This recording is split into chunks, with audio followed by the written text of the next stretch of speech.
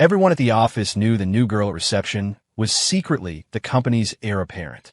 Everyone except me, the project manager who was dating her. And I didn't find out until the day I decided to quit my job to launch a startup, all so I could give her a better life. That was the day she sat me down in the CEO's office and slid a termination contract across the desk, one that would have me blacklisted from the entire industry. "Stay," she'd said, her voice ice, "or I'll acquire your little startup before it even launches. Your choice." My name is Liam Miller, and I was a project manager at Apex Holdings for 5 years. Life was a predictable grind until Ava Chun started at the front desk.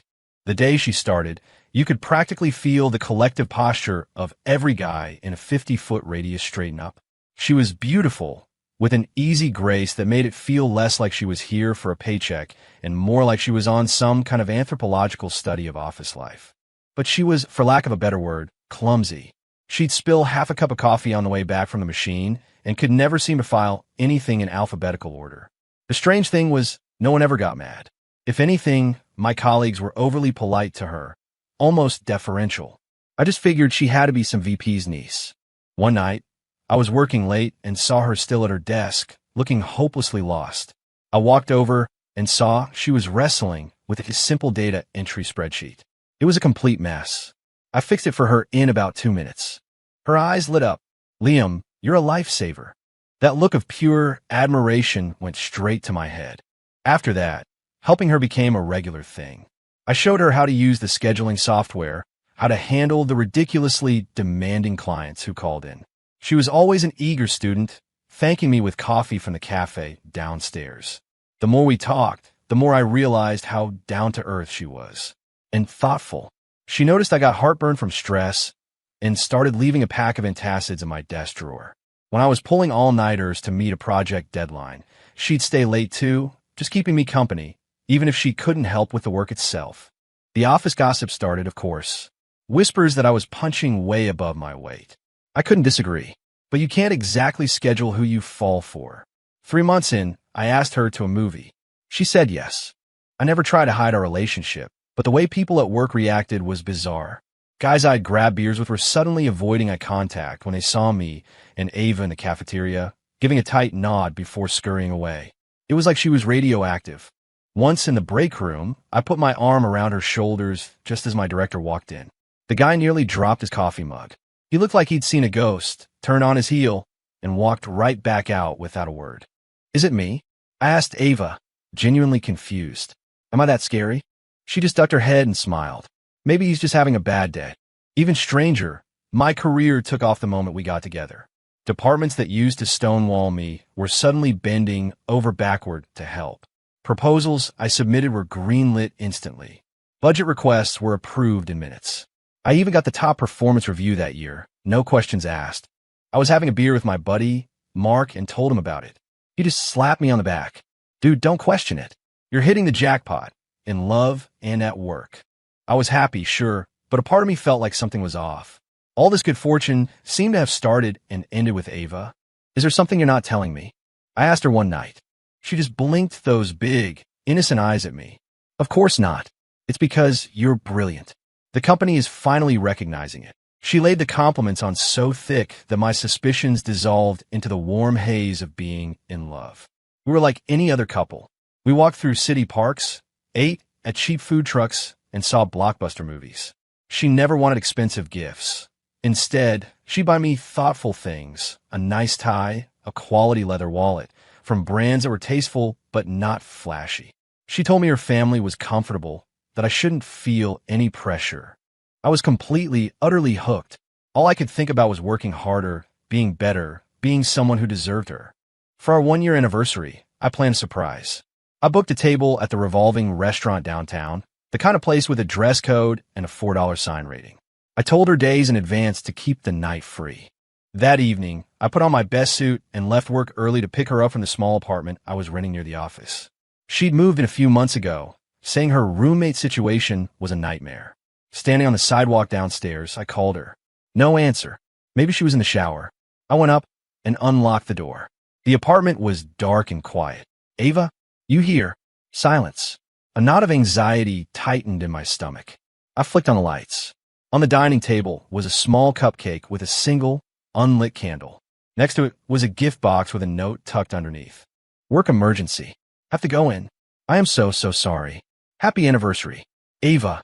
A hollow feeling opened up in my chest. And then anger. What kind of emergency requires a receptionist to come in on her anniversary? I sank onto the sofa to wait, planning the stern but loving talk I'd have with her when she got back. Maybe it was time for her to find a new job. I could support us both. By midnight, she still wasn't home, and my calls were going straight to voicemail. I couldn't sit still anymore. I grabbed my car keys and drove to the office. The Apex Tower was still lit up on several floors. I headed straight for the main lobby. It was empty. Have you seen Ava? I asked the night guard. He shifted uncomfortably. I think she went upstairs. For a meeting. A receptionist in a meeting? At midnight? I knew he was lying. The knot in my stomach was a full-blown boulder now. I took the elevator up to my floor, hoping to find a colleague working late who might know something. As I passed my director's office, I froze. The door was ajar, and I could hear voices. It was my director, his tone more respectful, no more fawning, than I had ever heard. Yes, Ms. Chen, I understand completely. Liam Miller's project will be given top priority and all necessary resources. And you have my word, absolutely no one suspects your true position here. Ms. Chen, what executive in this company had the last name Chen? My heart hammered against my ribs. A ridiculous, impossible thought clawed its way into my brain, and I tried to shove it back down. No way. Just as I was trying to process it, I heard footsteps approaching the door. I ducked into the fire escape stairwell just as the office door swung open. My director was practically bowing as he escorted someone out. Your car is waiting downstairs, Ms. Chen. Travel safely. The person who walked out was wearing a tailored black power suit, her heels clicking with sharp authority on the marble floor. Her hair was pulled back in an elegant twist, her profile sharp and severe in the hallway light. It was a look I had never seen on Ava's face. Confident, detached, radiating an aura of absolute command. But even from the side, I would have known her anywhere. It was Ava, my girlfriend, Ava. She was rattling off directives to my boss, her voice crisp and clear, talking about core strategies and quarterly acquisition targets, terms that I barely understood. She spoke them like they were her native language. My director just stood beside her, nodding like a bobblehead. I felt the blood rush to my head, then drain away, leaving me cold and numb. The heavy fire door clicked shut, sealing me in darkness, and it felt like all the air had been sucked out of my lungs. Ava, Ms. Chen, I don't know how I got home. I sat on the couch in the dark, my mind a chaotic slideshow of the past year. Every strange detail, every oddity suddenly clicked into place. My colleagues' awkward silence, my frictionless career path, the comfortable family that could afford those high-quality gifts, her evasiveness on certain phone calls, her uncanny knowledge of high-level company politics. It wasn't office gossip. It was her life. Everyone knew. The entire company knew. And I was the fool they were all laughing at. What was she thinking, watching me stress over her work problems? What was going through her head when I told her I was working hard to save up and buy us a house? My face burned with humiliation. It felt like I'd been slapped. At 2 a.m, I heard a key in the lock. Ava tiptoed in. She jumped when she saw me, sitting in the dark. Liam, you're still up? I told you not to wait for me. She turned on a lamp, her face etched with exhaustion, which quickly morphed into concern. You look awful. Are you feeling okay? She reached out to touch my forehead, a familiar gesture. I flinched away. Her hand froze in midair. Where were you? My voice was so raspy I barely recognized it. Her eyes darted away for a fraction of a second. Just a work thing? They called me in to sort out a client's file. It was a mess. A client file that kept a receptionist at the office until 2 a.m. I stared at her. She paused, sensing the shift in my tone. She tried to take my hand, her voice softening. I'm sorry, okay? It's my fault we missed our anniversary. We'll make it up, I promise. Don't be mad. Any other time, that would have worked. But now, watching her perform, I just felt a chill spread through my chest. Ava, I cut her off. Or should I be calling you? Ms. Chen. The silence in the room was absolute. The smile on Ava's face slowly evaporated. The soft, vulnerable shell of the receptionist I knew dissolved, replaced by a deep, unnerving calm I had never seen before. She didn't panic. She didn't make excuses. She just watched me, her expression impossibly complex. After a long moment, she spoke softly. You know, it was a statement, not a question, and it confirmed everything.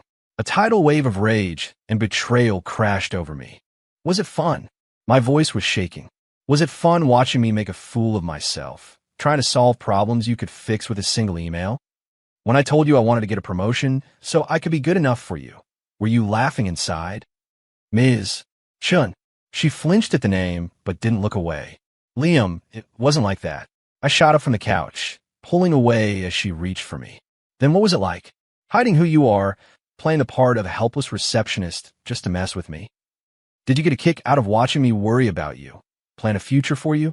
My voice was rising to a shout. She pressed her lips together, the emotions in her eyes churning before settling back into that unnerving calm. I was never messing with you, she said. At first, it was just convenient. And then I was afraid you'd leave me if you knew the truth. Her voice held a note of, was that fragility? I was afraid you'd leave me if you knew the truth. The words were a pinprick in the balloon of my anger. But it wasn't enough. An entire year. My trust, my feelings, they were all shattered on the floor. So everyone in the company knew? They were all in on this little play you were staging. Watching me, the one person left in the dark. What did you want from me, Ava? She took a deep breath. Apex Holdings is my family's company. My father wanted me to learn the business from the ground up. Starting at the bottom was his idea. Meeting you, that was an accident. But my feelings for you were never fake. She sounded sincere. But my head was spinning. The sweet moments, the lucky breaks, they all felt tainted now like cheap gold plating. I need some air. I grabbed my jacket and headed for the door. She grabbed my wrist, her grip surprisingly strong, tinged with a panic I'd never seen in her before. Where are you going? Out, I said, not looking back. Liam, her voice dropped to a plea. Don't go. It was the first time I'd ever heard her sound like that. Not like the all-powerful Ms. Chun, or even the receptionist who depended on me. Just a girl, terrified of being left alone. My heart twisted. It physically hurt. But I pulled my wrist from her grasp and walked out. Just as the door clicked shut behind me, I thought I heard a small, choked sob. I crashed at Mark's place for a few days. I turned off my phone. I needed to think. After the anger came a profound sense of helplessness. The gap between us wasn't just a lie. It was a canyon of status and wealth so vast I couldn't even see the other side.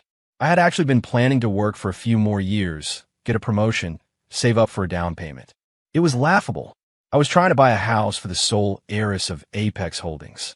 My entire life's ambition wouldn't even be a rounding error in her trust fund. Look on the bright side, man. Mark tried to cheer me up. You hit the rich girl lottery. Think of all the guys who'd kill to be in your shoes. You're set for life. I knew he meant well, but it felt like a lead weighed in my gut. I didn't want to be set for life. I wanted a partner. I wanted honesty. A week later, I turned my phone back on. A flood of missed calls and texts poured in. Most were from Ava. They started with explanations and apologies, then devolved into panicked pleas. Liam, please just answer. I'm so sorry. I never should have lied. Where are you? I'm worried sick.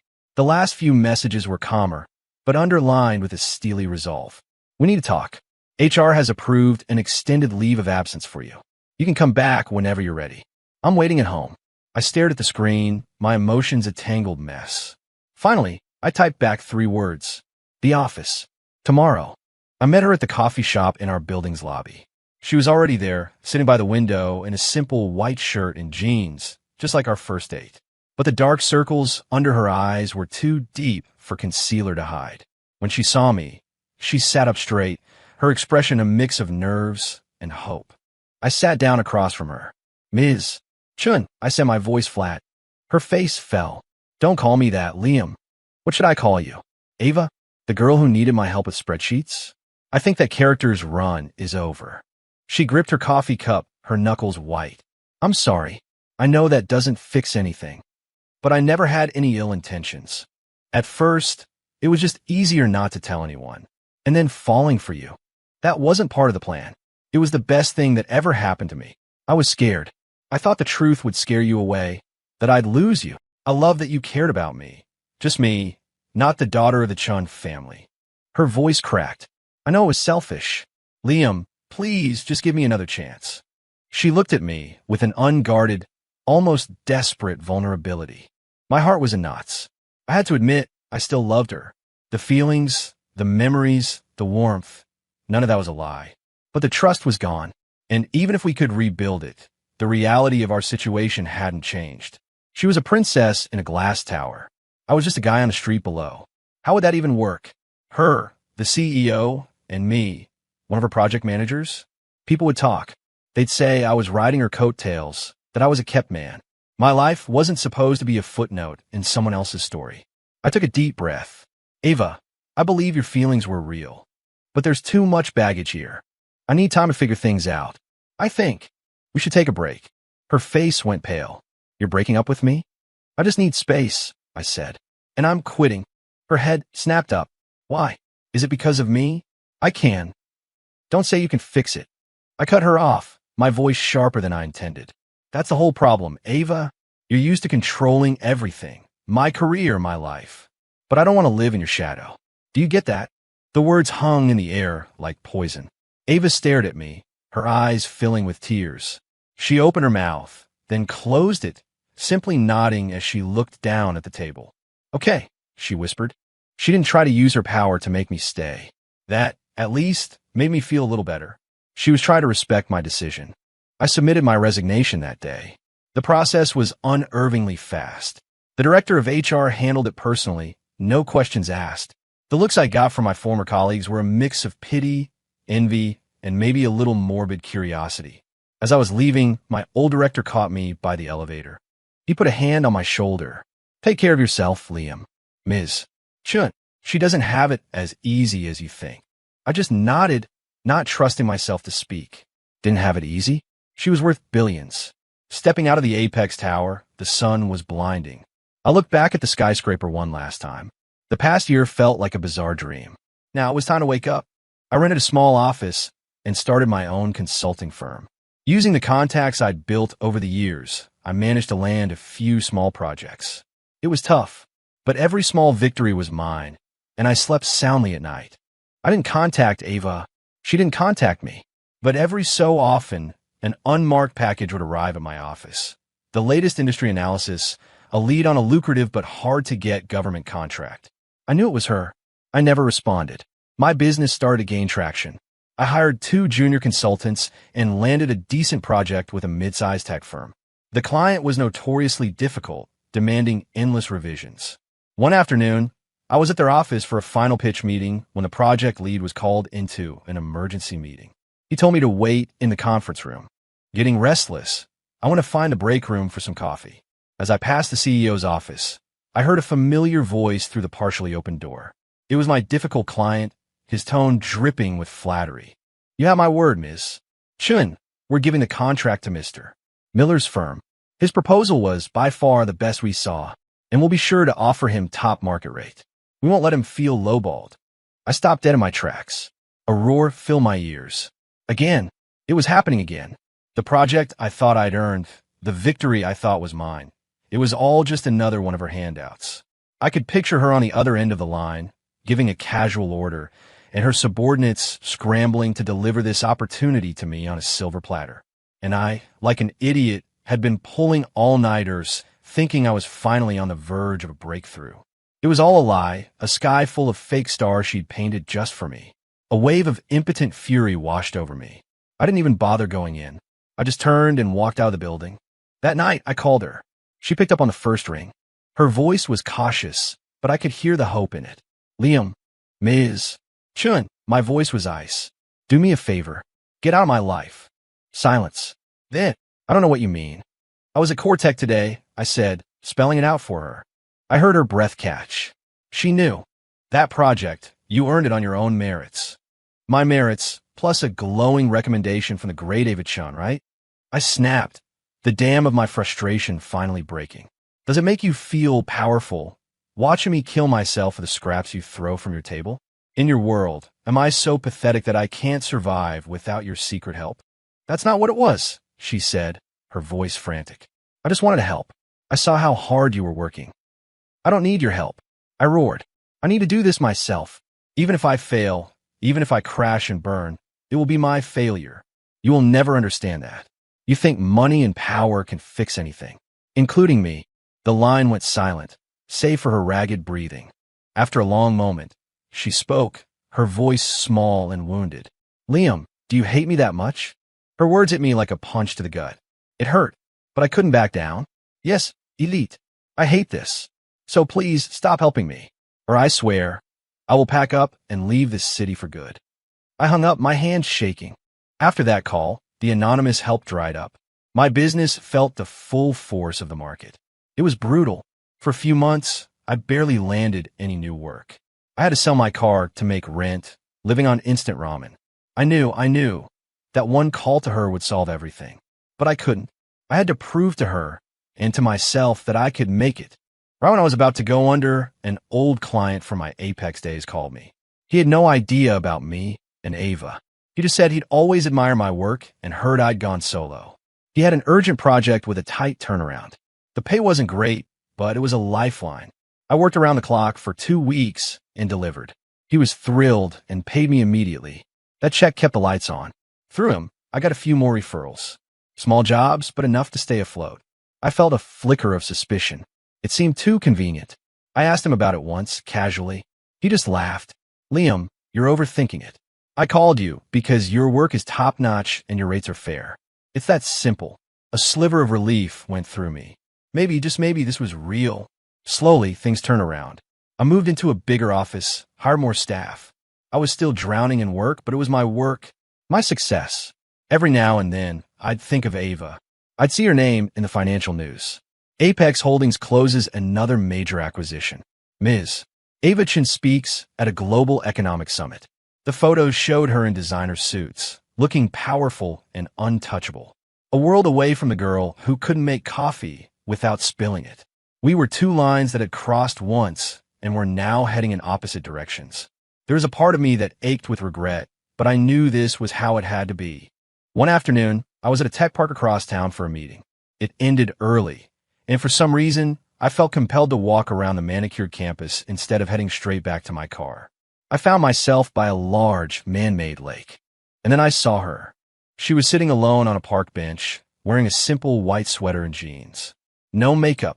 She was staring out at the water, looking lost. Next to her was an open bag of bread. She was tearing off small pieces and tossing them to the swans. She didn't look like a titan of industry. She looked like a lonely girl who had wandered off from the rest of the world.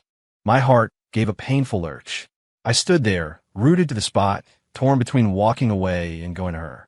The wind rustled her hair, and she hugged her arms as if she were cold.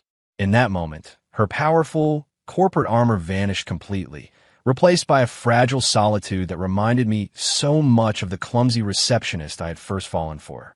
My resolve, all the anger and resentment I had carefully nurtured, crumbled into dust. I took a deep breath and walked toward her. The sound of my footsteps on the gravel path made her look up. Her eyes widened with a flash of panic and disbelief, like a kid caught doing something she shouldn't.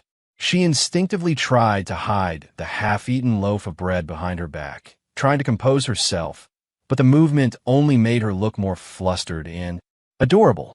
Long time no see, I said, my voice hoarse. She pressed her lips together and looked back at the lake. Yeah, she whispered. An awkward silence stretched between us, broken only by the quiet honking of the swans. I sat down on the other end of the bench, leaving a respectable distance between us. I had a meeting in one of the buildings. I found myself explaining. Just saw you on my way out. I know, she said softly, still not looking at me. I saw your car. I froze. She knew I was here the whole time. Then her sad, lonely posture. I didn't dare think about what that meant. How have you been? I asked, resorting to cliches. Okay, she said. Work has been busy. More silence. It was suffocating. I clenched my fists, finally deciding to just say it. Ava, I said, turning to face her profile. I'm sorry. She finally turned to look at me, her eyes questioning. For what I said on the phone that last time, I said, my voice low. I was out of line. I shouldn't have accused you like that. I know you were just trying to help. My methods were messed up, she said, her voice quiet and laced with self-reproach. I'm used to solving problems my way, to showing I care. My way. I never stopped to think if that was what you actually wanted. I'm the one who should be sorry, Liam. I'm the one who hurt you. Her honesty disarmed me. I looked at her, at the way her long lashes cast shadows on her cheeks. She looked so gentle, so unlike the ruthless executive on the cover of Forbes. A part of my heart that had been frozen for months began to thaw. Well, I said, try to lighten the mood. To be fair, your meddling did get me that first big client. He sent a lot of good work my way since then. She glanced at me, a strange look in her eyes. Then she mumbled that wasn't me. What? I said. She took a deep breath, a faint blush rising on her cheeks. After that last phone call, I didn't dare interfere with your business again. That client, he really did just call you on his own. All I did was find out about it later. She watched me nervously, as if waiting for a verdict. I was stunned. It wasn't her. The project that saved my company, the one I was still half convinced was her doing. It was real. It was mine, which meant my angry, hurtful phone call. It had all been based on a misunderstanding. A wave of shame and regret washed over me. So, when I called and yelled at you, she had every right to be angry. She cut me off, a sad, resigned tone in her voice. What I did before was wrong. The more she defended my actions, the worse I felt. I had been a ticking time bomb, blowing up at her without even giving her a chance to explain. Ava, I'm so sorry. I trailed off, feeling like the world's biggest idiot. She watched my frantic apology, and her expression slowly softened. A tiny, hesitant smile touched her lips. You know, she said, her voice barely a whisper, you look a lot better like this than when you were glaring at me. I blinked. Was she teasing me? I looked at her, and she was looking right back at me. The golden light of the setting sun softened the sharp lines of her face. In her eyes, which were usually so cool and distant, I saw my own reflection, warmed by a gentle light. The air grew thick. The sounds of the park faded away. All I could hear was the frantic drumming of my own heart. She took a shaky breath, then leaned in. Her warmth, her scent, was suddenly all around me. A soft, tentative kiss landed on my lips. It was light and quick, but it sent a jolt through my entire body. I sat frozen, my mind blank, staring at her face, now inches from mine. Her cheeks were flushed, her lashes trembling. She was just as nervous as I was. But she didn't pull away. She just held my gaze, her eyes shining with a mixture of shyness, hope, and a startling, undeniable resolve. Liam, she whispered, and the sound of my name on her lips was a physical blow. I was never playing games with you. I was Ms. Chun of Apex Holdings, but I was also just Ava, the girl who was falling in love with you. And now, she took a tiny shaky breath. I'm just a stupid woman who has no idea how to win you back. Her fingers twisted in the fabric of her sweater. I don't know any other way. If you're still angry, or if you still hate that I. She never finished her sentence. Because I was kissing her back. All the loneliness, all the anger, all the desperate, unspoken longing of the past year erupted in that single moment. I tangled my hand in her hair, pulling her closer, deepening the kiss. This wasn't tentative. This was a raw, desperate claiming.